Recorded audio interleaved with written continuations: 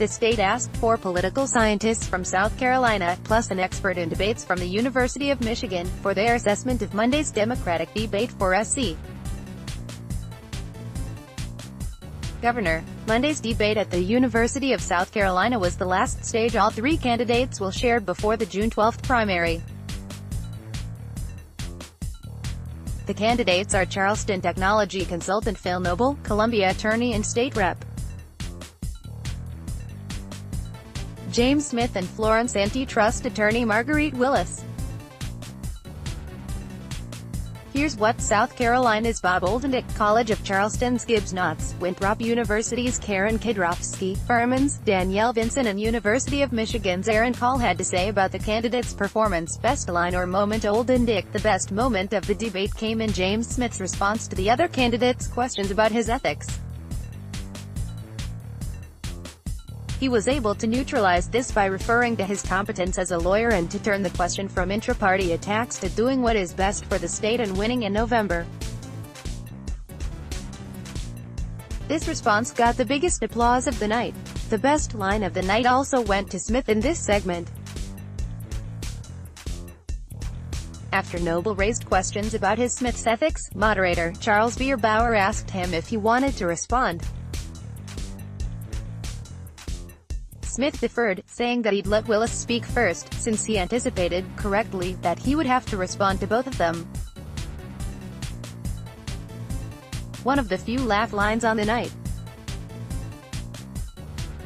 Second place goes to Noble's comment on the governor's role in education when he commented, "Look at my two opponents. One of them thinks education is not the governor's job and the other has proven he can't do it." A good, and underappreciated, line. There were a number of good lines, but one of the best was when Phil Noble went after Marguerite Willis. She said, "I know for a fact that rising sea levels are a big deal, because I have a house on a beach and I have watched the sea level rise." Noble responded by saying, "I don't have a beach house. I wish I could afford it, but I don't." This was a good line by Noble because it labeled Willis an elite and out of touch with South Carolina voters. It was also impressive to come up with the line on the spot and in response to something his opponent said. Finally, Noble and Willis may be fighting to make the runoff against Smith, since Smith has the most money and endorsements, so the attack on Willis by Noble was a smart political move. Kidrowski. There were a lot of good lines, all of which came from Noble or Willis. My favorite came during the exchange over the public utility scandal, when Noble said to Willis, "He's your law partner. You should know," when discussing how the board chair was ousted. This line was best because it was less scripted than the others. "I have two runners-up. Runner-up no. 1. I was Willis on offshore drilling. Maybe we should give him President Trump a golf course." It served to remind Democratic voters that they despise the president. Runner-up number 2, Noble's dig at Willis. "I don't have a beach house. A lot of people, especially in a traditional political culture like South Carolina, find ambition and success admirable in men and distasteful in women." He noted Willis' success a couple of times and both in derogatory fashion, even though all three candidates, including Noble himself, are successful in their careers. "So the line makes my cut because it's catchy. Yet it's also sexist." Vinson. Smith's response to Willis' comments that education isn't the governor's responsibility, it belongs to the legislature.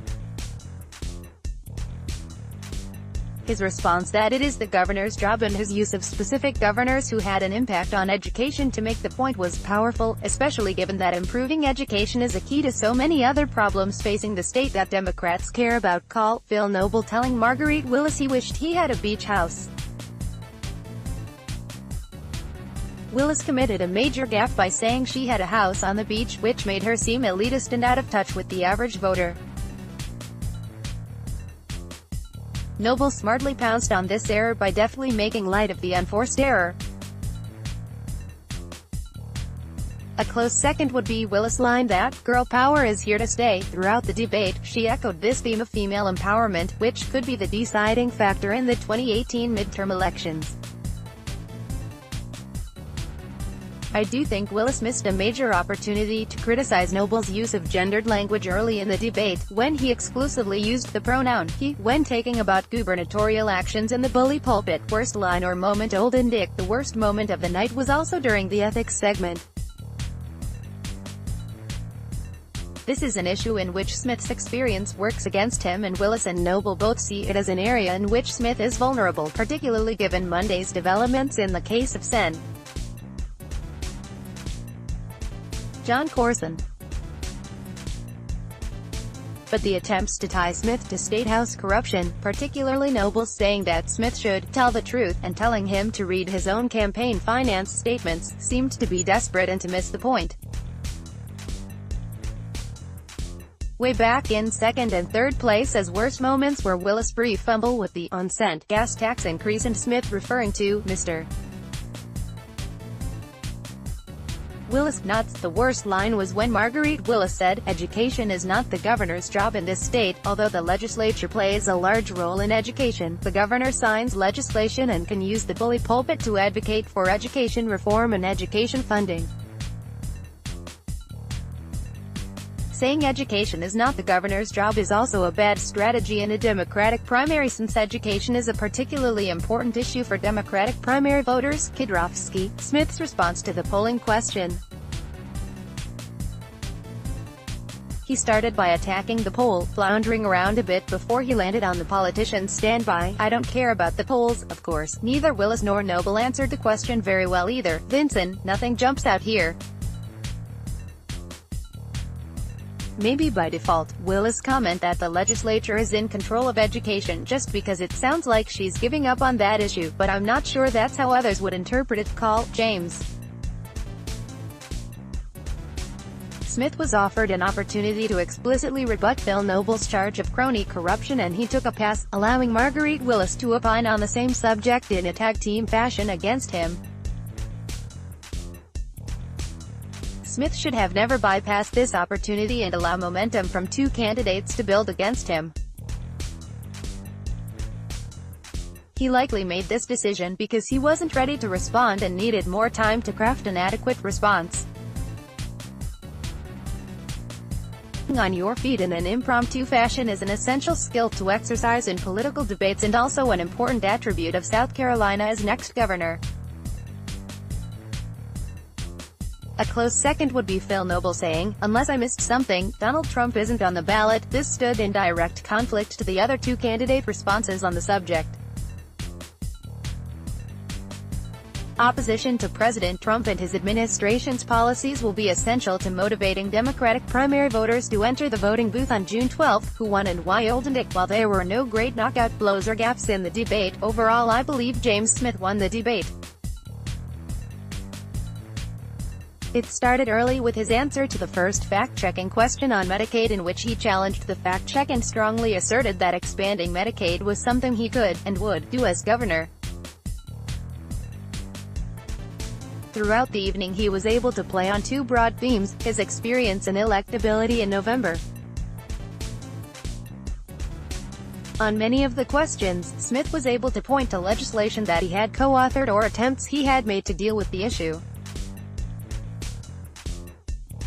For example, on infrastructure he was able to mention working on a high-speed lane proposal, and on school consolidation he noted that he has already been talking with the House Speaker on this issue. I'd give the edge to James Smith. He made a strong case for being able to win in November and for having the experience to get his agenda through the legislature if elected. He also talked effectively about the role the governor can play in education, citing education reforms from former Democratic govs Dick Riley and Jim Hodges. Smith did take some pretty serious hits from Marguerite Willis on his relationship to Richard Quinn and from Phil Noble on his representation of Attorney General Alan Wilson when he was in trouble for campaign finance violations. Marguerite Willis was strongest when criticizing Donald Trump, which can be a particularly effective strategy for a Democratic primary in 2018. Phil Noble continued to offer the boldest and most grandiose ideas about reforming state government. Kidrofsky, it was James Smith's debate to lose. As the presumed frontrunner, he needed to stay on message, keep his cool, appear above the fray, and most importantly, not give the voters any excuse to shift their support to either Noble or Willis. Smith comported himself well and avoided most frontrunners' pitfalls.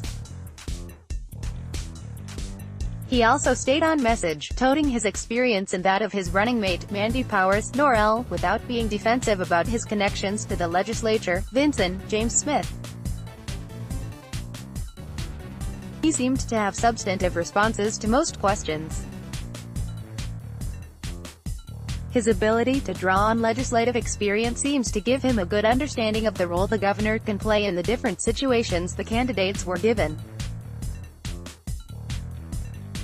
Or that may be my own personal preference for people having experience for the job they're applying for influencing my perceptions. Call. Phil Noble was tonight's debate winner. He and Marguerite Willis successfully teamed up on several occasions to put James Smith on the defensive, who subsequently had the worst overall performance.